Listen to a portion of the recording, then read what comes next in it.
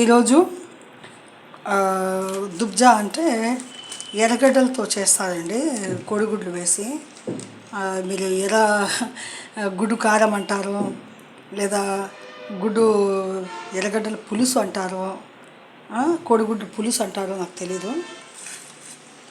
అదే అనుకుంటున్నాను. ఈ కోడిగుడ్లు వేసేసి గుడ్డు పులుసు చేస్తున్నాను.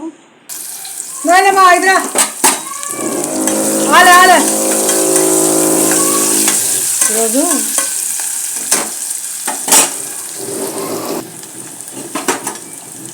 అల్లం వెల్లుల్లి పేస్ట్ కూడా వేసేసాను. అదర్ లెసన్ प्याज अदरक लहसुन బిర్యానీ మసాలా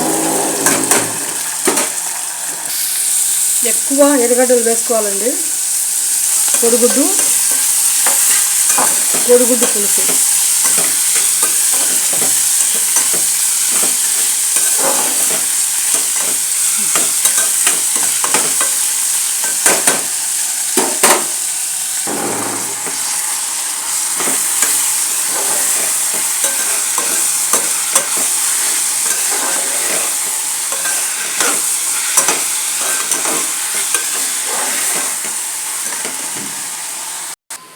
గొడ్డు కారము, ధనియాల పొడి ఇదంతా వేసేసానండి.